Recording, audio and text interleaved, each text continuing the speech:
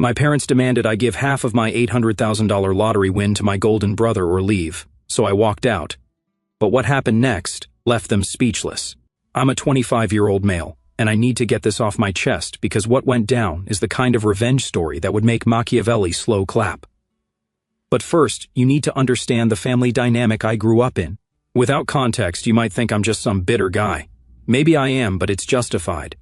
I had one of those families where the hierarchy was established before I could walk. My brother, Samuel, yeah, he actually insists on the full pretentious name, was basically the chosen one according to my parents, Chloe and Martin. Me? I was the insurance policy who existed to make Samuel look good by comparison. Here's the kind of nonsense I'm talking about.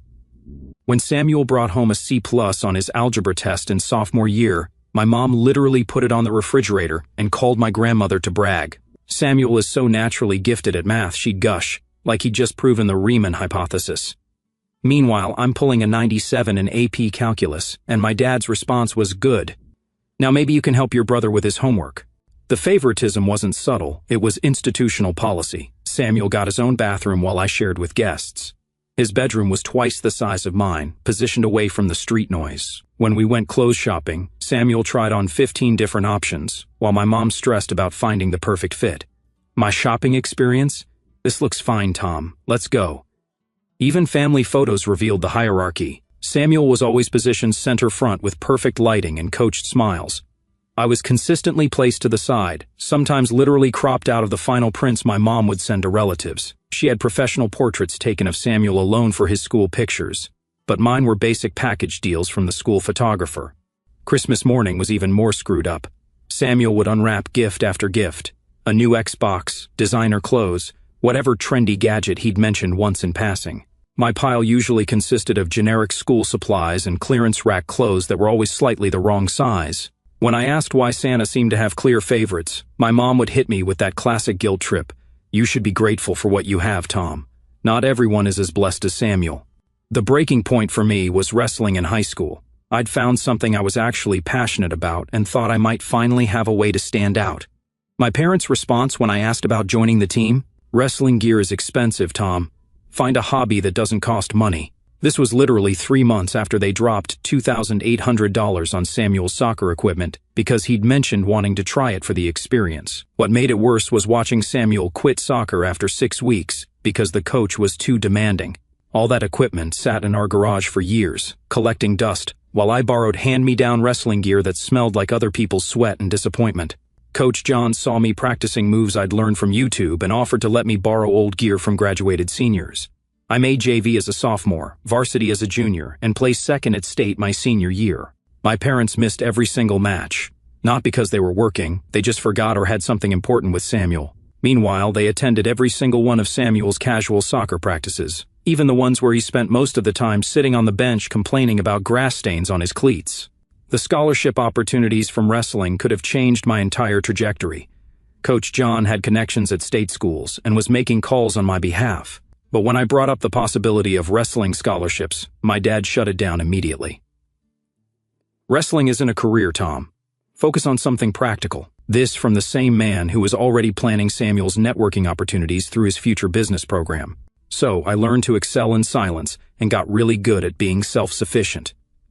Senior year is when their favoritism went nuclear, and I finally understood that this wasn't just personality differences. Samuel decided he wanted to study business at some overpriced private college, $52,000 a year for what was basically a 4-year networking party with occasional classes about PowerPoint presentations. My parents didn't hesitate. They toured campuses with him, hired a college consultant, paid for SAT prep courses, application fees for 15 schools, and even flew him out for recruitment weekends. The college consultant was this pretentious woman who charged $300 an hour to help Samuel write essays about his leadership potential and entrepreneurial vision. She'd spend entire afternoons at our house helping him craft responses to application questions, basically writing his essays while he played FIFA in the background. When Samuel scored 1180 on his SATs after 2 rounds of expensive prep courses, my parents celebrated like he'd cracked the code to quantum physics. They threw a dinner party and invited relatives to hear about his excellent standardized test performance. The college process for Samuel was like watching someone get the very important person treatment at a casino. My parents stressed over his essays more than he did, staying up late to help him brainstorm while he played Fortnite. When acceptance letters started arriving, each one got its own celebration dinner. The private college acceptance came with a partial merit scholarship, not because Samuel was brilliant, but because my parents had applied to schools where his mediocre stats would look impressive. My turn? I wanted computer engineering at our state school. When I brought up college funding, my dad looked at me like I'd asked him to buy me a Tesla. Figure it out yourself, Tom. You're smart enough to get scholarships. Translation: Samuel deserves investment, you deserve debt.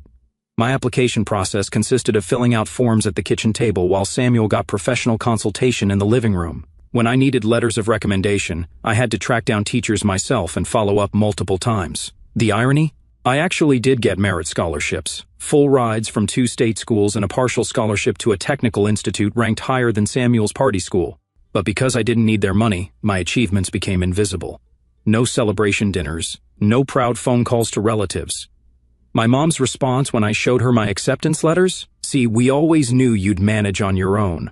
So while Samuel lived it up in his luxury dorm, posting Instagram stories from spring break trips funded by my parents' emergency fund, I was working double shifts at Tony's Pizzeria, living off energy drinks and determination. The care packages told the whole story. Samuel received weekly boxes filled with his favorite snacks, toiletries, and spending money tucked into greeting cards. I got a text asking how classes were going, maybe twice a semester. I graduated with a 3.8 GPA, a computer engineering degree, and $58,000 in student loans.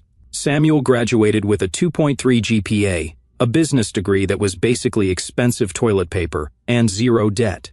After college, I had to move back home because entry-level engineering salaries don't stretch far when you're paying $850 a month in student loans. This is where my parents really showed their true colors. They started charging me $650 a month rent to live in my childhood bedroom, while Samuel moved back into his old room for free. When I questioned this obvious favoritism, my dad's response was pure gold. Samuel is exploring his career options. You have a steady income. Samuel's career exploration lasted 14 months and consisted mainly of sleeping until 3 o'clock in the afternoon and playing FIFA with his equally directionless college buddies. But apparently, that warranted free room and board while I was paying market rate to sleep in a twin bed surrounded by Pokemon posters from 3rd grade. The passive aggressiveness was constant. My mom would do Samuel's laundry and cook his favorite meals, then ask me why I couldn't contribute more to the household when I was working 55-hour weeks and paying them rent. She'd clean his room while complaining about me leaving a coffee mug in the sink. Living there became psychological warfare. Samuel would blast music until 2 o'clock in the morning, knowing I had to be up at 6 for work. When I complained, my parents said I needed to be more understanding of his creative process. He was apparently writing a business plan during those late-night gaming sessions. The Wi-Fi situation was another masterpiece of favoritism. Samuel got the password to the premium network while I was stuck on the basic connection that throttled after 10 gigabytes. When I asked for the main password, my dad said the house internet was already budgeted for current users. I was paying rent and couldn't get decent internet access. 6 months into this arrangement, Samuel announced his revolutionary business idea, an urban streetwear boutique called Street Elite. The pitch was pure delusion. He was going to democratize high-end fashion by making it accessible to style-conscious consumers. Translation: buy cheap clothes from Alibaba and mark them up 400%. His business plan was literally sell cool clothes to young people with zero market research, no competitor analysis, and no understanding of inventory management. When my dad asked about target demographics, Samuel said, anyone who wants to look fresh, with complete sincerity. The plan was handwritten on notebook paper with bullet points like get influencers and viral marketing. No financial projections, no competitor analysis, no understanding of retail basics. But my parents treated it like he'd presented the blueprint for the next Amazon. They liquidated their retirement savings, $43,000, and handed it over without question, paying for a storefront, inventory, branding, and even hiring his unemployed fraternity brothers as staff.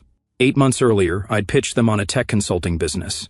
I had potential clients lined up, a detailed business plan, and only needed $15,000 in startup capital. Their response? That sounds too risky, Tom. Stick with your stable job. My business plan included actual financial projections, market analysis, client testimonials from freelance work I'd already completed, and detailed cost breakdowns for equipment and marketing. I'd identified 3 specific companies that needed custom software solutions and had preliminary agreements in place. Too risky. 15 grand for a business in my actual field of expertise was too risky, but 43 grand for Samuel to sell overpriced hoodies was a sound investment. That's when I started buying lottery tickets. Every Friday after work, the same numbers, 7, 14, 23, 42, 51. They found this hilarious. "You're literally burning money," Samuel would laugh. "The lottery is for people who gave up on real ambition," my dad would say, shaking his head with disappointment. Tom's gambling away his future $2 at a time. This from the man who'd just blown retirement savings on a business plan sketched on a cocktail napkin. The lottery ritual became my weekly middle finger to their expectations. Every Friday, I'd stop at Murphy's Corner Store, buy my ticket with my numbers, grab an energy drink, and drive home, knowing they thought I was the irresponsible one. By October, Samuel's business was failing harder than New Coke. Turns out, charging $85 for basic hoodies in a city where Target sells similar ones for $12 isn't a sustainable business model. Who could have predicted that?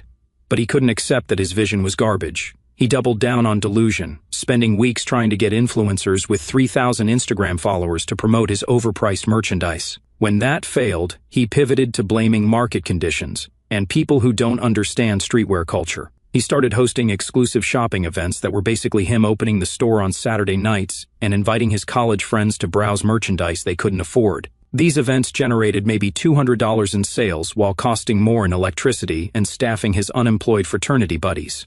The pivots became increasingly desperate. Street Elite became Street Elite Gaming when he added gaming chairs to the inventory mix, then Street Elite Lifestyle when he tried selling Bluetooth speakers and phone accessories, and finally Street Elite Pop Culture when he filled half the store with Funko Pops and anime merchandise. Each pivot required new signage, new marketing materials, new business cards, money bleeding out faster than attendance at a flat earth convention. The store was 3 months behind on rent, hemorrhaging money, and my parents were panicking. Instead of admitting they'd screwed up, they came to me with their brilliant solution. "Tom, we need you to co-sign a $25,000 loan," my dad announced over dinner, like he was asking for the salt. "Just temporary until Samuel gets back on his feet." I stared at him. "You want me to co-sign debt for a business that's already failed?" "It hasn't failed," my mom jumped in. "Samuel just needs more capital to turn things around." "Turn what around?" "He's selling $20 t-shirts for $80 and wondering why nobody's buying." "You don't understand business," Samuel said, without looking up from his phone. "All successful companies go through rough patches. This kid, who couldn't sell water in the desert, was lecturing me about business while asking me to guarantee his debt." I said no. Obviously, they spent the next 2 weeks taking turns guilt-tripping me about family responsibility and how I was abandoning Samuel in his time of need. Meanwhile, I'd started having some fun with the situation. Samuel had this habit of staying up until 4 o'clock in the morning gaming and streaming Netflix. So, I started throttling his internet bandwidth around midnight, just his devices specifically. I'd learned basic network administration from my engineering program, so manipulating our home router was child's play. Samuel would be mid-game in a ranked match when his connection would mysteriously drop to dial-up speeds. The dumbass would spend hours troubleshooting his connection, calling tech support, and even bought a new router. He was convinced we had supernatural electromagnetic interference. I'd listen to him rage about digital poltergeists while controlling his internet like a puppet master from my room. He called 3 different ISPs, reset the router dozens of times, and even bought network diagnostic software. It never occurred to him that someone in the house might have admin access to the network settings. Then came Friday, October 13th. I stopped at Murphy's after work, grabbed my usual energy drink and lottery ticket, and got home to find my parents in crisis mode, discussing bankruptcy options while Samuel sulked in the corner like a kicked puppy. I went to my room, cracked a beer, and tried to ignore their drama. The lottery drawing came on around 11 o'clock at night. Tonight's winning numbers are 7, 14, 23, 42. I was thunderstruck. I looked at my ticket. Every single number matched. The jackpot was $800,000 after taxes. I sat there for 10 minutes just staring at the ticket, checking and rechecking. This wasn't some massive Powerball jackpot, but it was enough to completely change my life, enough to build something real. My first thought wasn't celebration because I knew the second they found out, they'd have their hands out, expecting their fair share of my luck. I kept quiet about the win for 3 days while I handled logistics. I called in sick on Monday, drove to the lottery office, verified everything, and arranged for the payout. Standard protocol included the ceremonial check photo op, so I played along. I spent those 3 days researching tax implications, investment strategies, and business opportunities. While my family spiraled about Samuel's failures, I was quietly planning my independence. The tax situation was complex. The $800,000 was after federal taxes, but state taxes would take another chunk. I'd need to set aside money for quarterly payments, plan for capital gains on any investments, and structure everything to minimize long-term tax liability.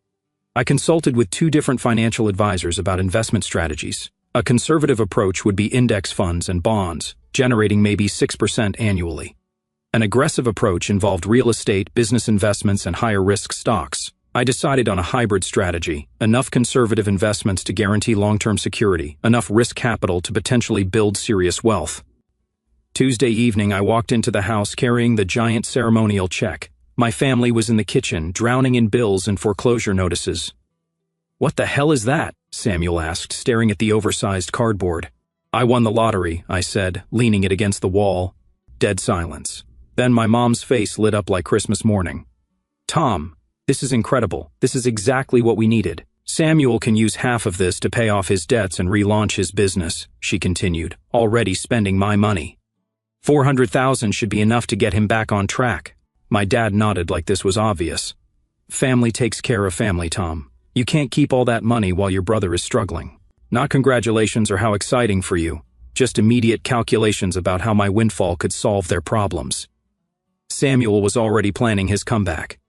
"With that kind of capital, I could open 3 locations," he said, eyes gleaming. "Maybe franchise the concept, scale nationally within 2 years."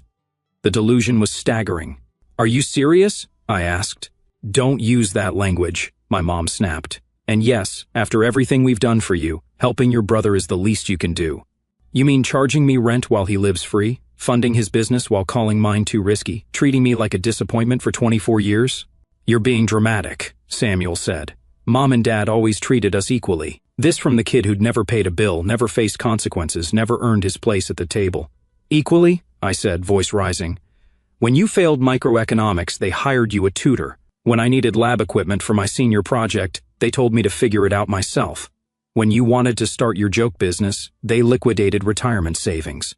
When I pitched consulting with actual clients lined up, they said it was too risky." The argument escalated as 24 years of resentment poured out. Every instance of favoritism, every double standard, every time they'd chosen him over me. My parents kept deflecting, claiming they'd done their best and that I was remembering things wrong. "Samuel always needed more support," my mom said defensively. "You were always so independent." "Independent by necessity," I shot back. "Because you made it clear I was on my own." "That's not true," my dad protested. "We love both of you." "Then why did I pay rent while he lived free? Why did his college fund come from retirement savings while mine came from student loans? Why did you attend his soccer practices but miss my wrestling matches?" They had no answers. Finally, my dad stood up, face red with rage. "If you don't give half that money to Samuel, you can get out of this house right now. We don't want selfish people living here." "Perfect," I said, grabbing the ceremonial check. "I'm out." I packed while they screamed about family loyalty and gratitude. I spent the night at a Holiday Inn, planning my next move. I found an apartment online, put down a deposit, and arranged to move in the next day. But the next morning, I realized I'd forgotten some important documents. I drove back around 7 o'clock in the morning, figuring they'd still be asleep. I let myself in quietly and headed for my room. That's when I noticed the giant check wasn't where I'd left it. I found it in the living room, completely destroyed, shredded into confetti, cut with scissors, torn into pieces. My parents and Samuel were sitting around the coffee table like they'd just finished opening Christmas presents. Except instead of wrapping paper, they were surrounded by pieces of my lottery check. They looked up when I walked in. "Well, well," Samuel said, holding up a piece with part of my name on it. "Look who came crawling back." My mom smiled. "Since you wouldn't share, we solved the problem ourselves." My dad leaned back with his arms crossed. "Now you have nothing. How does it feel to lose everything because of your greed?" They were sitting there, convinced they'd destroyed my future out of spite. I stared at the destruction for a few seconds, processing their stupidity. Then I started laughing, not chuckling, but full-blown, tears-streaming, can't-breathe laughter. "What the hell is wrong with you?" Samuel demanded. "We just destroyed your lottery money." "Oh my God," I gasped between laughs. "You guys are so freaking stupid." The room went silent. "That check is worthless," I said, pointing at the shredded remains. "It's ceremonial, you absolute morons, a prop for photos.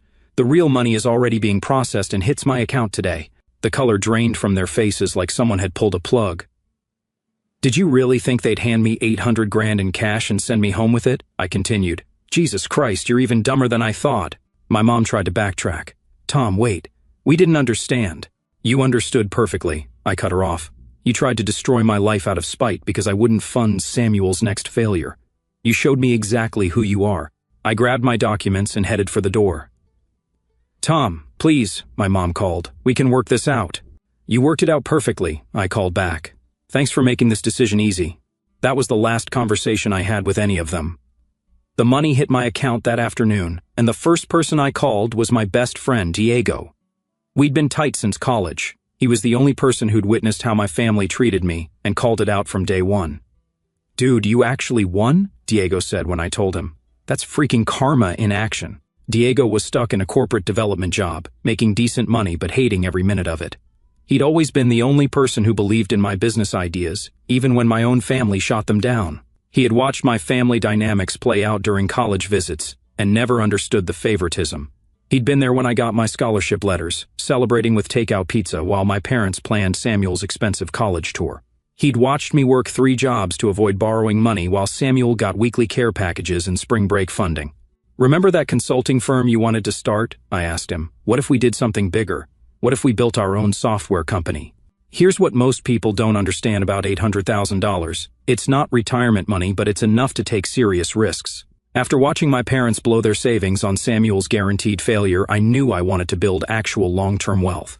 Diego and I had been bouncing ideas around for years. We both understood that the local business market was starving for custom software solutions. Companies were stuck with expensive, bloated systems that didn't fit their needs. A massive opportunity for a lean development firm that could build exactly what clients needed.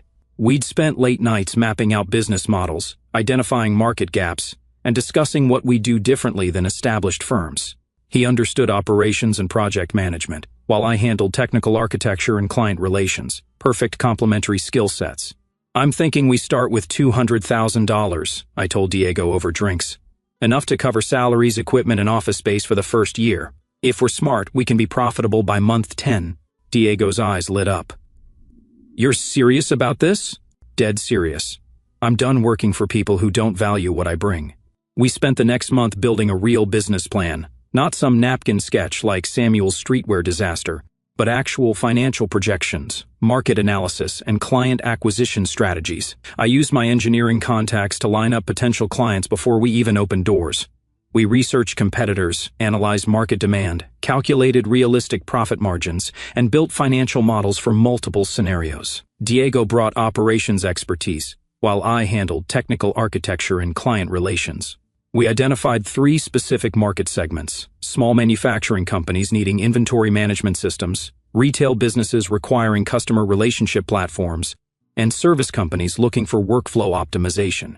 Each segment had different technical requirements, but shared common needs for affordable custom solutions. The competitive analysis revealed established firms were either too expensive for small businesses or too inflexible for custom requirements. Perfect market positioning for a lean startup that could deliver quality solutions at reasonable prices. The rest of the lottery money went into conservative investments and a house down payment. I wasn't going to be another lottery winner cautionary tale. By February, we'd launched Apex Solutions, a custom software development company focused on small to medium businesses. I handled technical architecture and client relations. Diego managed development and operations. We rented modest office space downtown. Our first client was a local restaurant chain needing better inventory management. Their existing software was costing thousands in waste because it couldn't track real-time usage patterns. We built them something custom for $18,000 that saved them $6,000 monthly.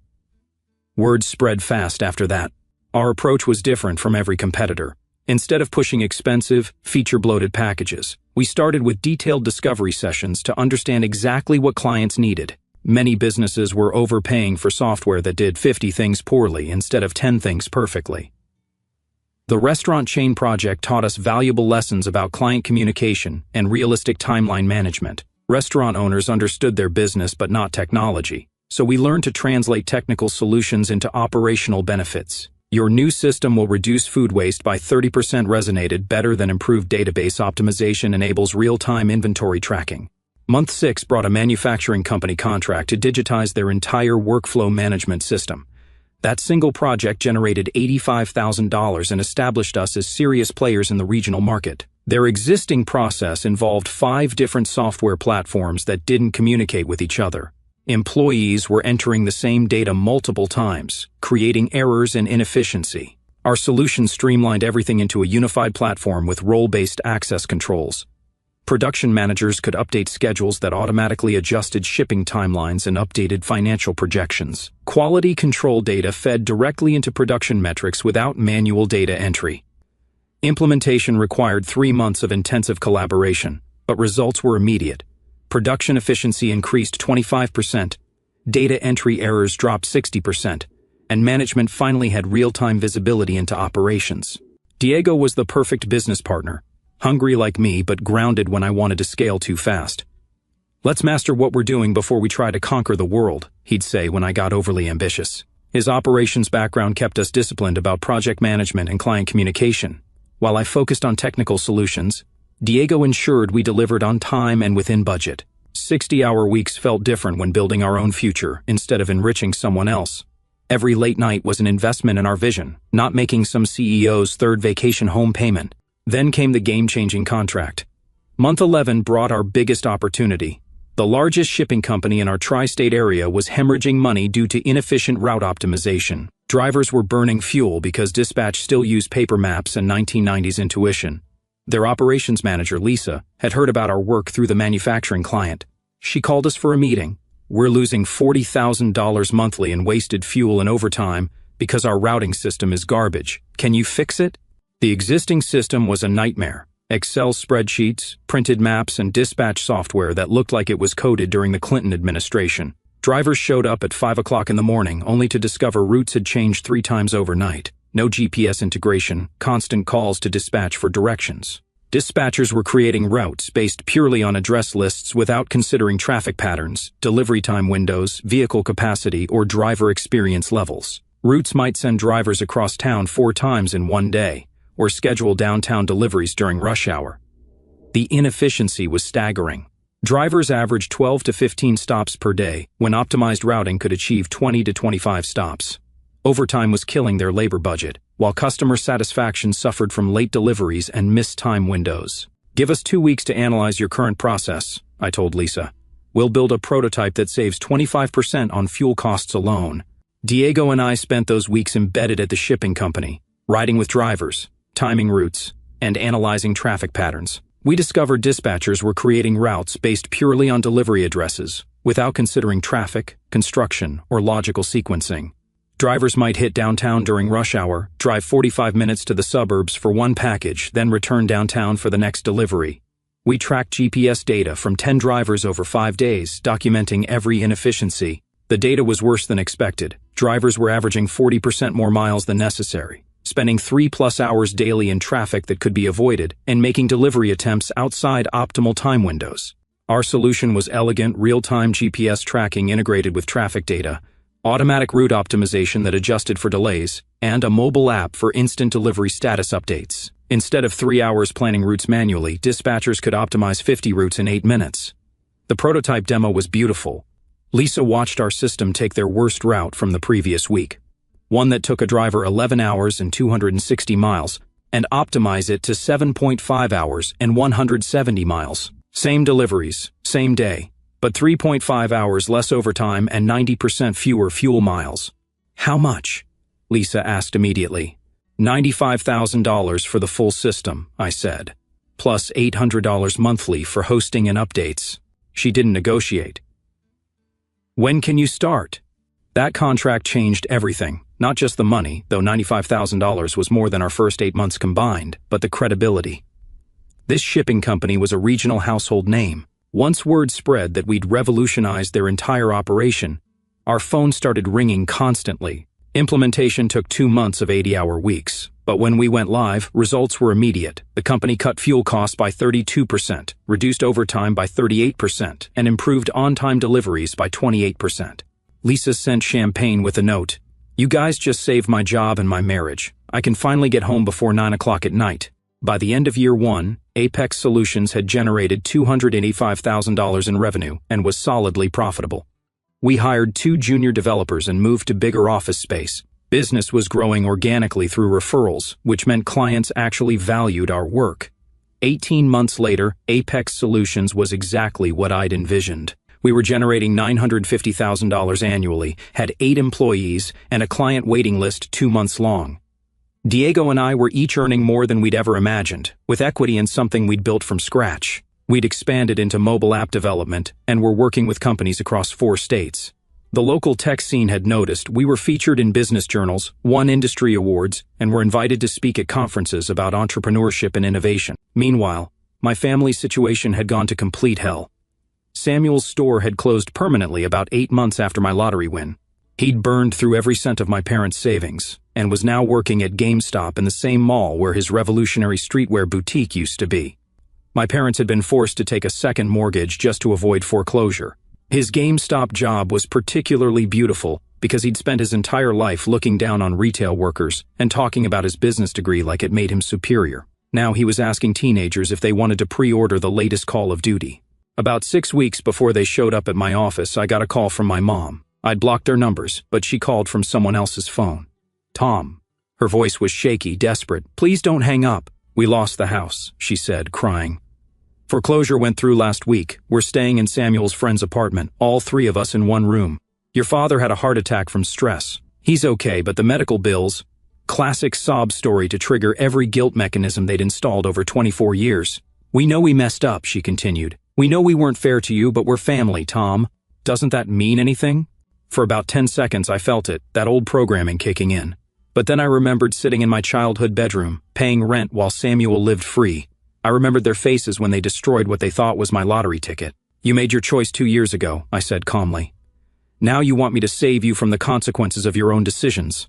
But we're your parents. No, I cut her off. Parents support their children. Parents celebrate their successes. You're just people who happen to share DNA with me. I hung up and blocked that number too. I thought they'd gotten the message, but nope. On a Tuesday evening, while I was reviewing quarterly projections, my assistant buzzed me. There's a family here to see you, she said. No appointment, but they claim to be your parents and brother. I looked through my office glass and saw them in our lobby. My parents looked older, worn down. Samuel looked like he'd aged 5 years and 2. They were staring around our space with a mix of awe and resentment. Send them in, I told my assistant. They entered my office like defendants approaching the bench, nervous and uncertain. For the first time in my life, I saw my parents look intimidated by me. Tom, my mom started, voice shaky. Your office is impressive. I leaned back in my chair and said nothing, letting them squirm. We've been hearing about you, my dad said, gesturing around. We're proud of what you've accomplished. Are you? I asked. We need help, Tom. The house is gone. Samuel can't find steady work. We made mistakes, but we're family. Family? I said, savoring the word. The same family that charged me rent while Samuel lived free? The same family that tried to destroy my future when I wouldn't give you half my winnings? We were wrong, my dad said quickly. We see that now. You've built something incredible. Maybe we could work together. Samuel could help with sales. I held up a hand. Let me get this straight. You literally tried to sabotage me when I finally caught a break. Now that your golden child has failed, and I've succeeded beyond your expectations, you're coming back for handouts? It's not like that, my mom objected. It's exactly like that, I said, standing up. Here's what's going to happen. You're going to leave my office and never contact me again. If you show up here or at my house, I'll call the cops. As they reached the threshold, Samuel turned back. You've really changed, Tom. I smiled. Yeah, I have. I stopped accepting scraps and started demanding the whole meal. Best decision I ever made. The perfect ending? The next morning, I drove to the BMW dealership and bought myself a brand new M5, Alpine White, every performance package, the works. Completely impractical and cost more than my parents' foreclosed house was worth, but it was mine. That afternoon, I had to meet a potential client at the coffee shop near the mall food court. As I was pulling into a parking space, I noticed someone in a GameStop uniform emptying trash cans. It was Samuel. He looked up and saw me getting out of the M5. For a moment, we stared at each other across the parking lot. Him in his red polo and khakis, holding a bag of garbage. Me in my tailored suit, keys to a $75,000 car in my hand. I didn't say anything, didn't acknowledge him at all. I just locked my car and walked into the mall like he was invisible. but I could feel him watching me the entire time. 2 weeks later, I was cleaning out old papers and found those extra copies of the Business Journal feature. Perfect timing. I mailed one copy to their basement apartment address with no note. Just my picture on the cover, smiling in my successful office with the headline, "Regional Tech Innovator Builds $1 Million Company." Let them frame that. My lottery numbers might have been random, but choosing to cut them off was the best decision I ever made.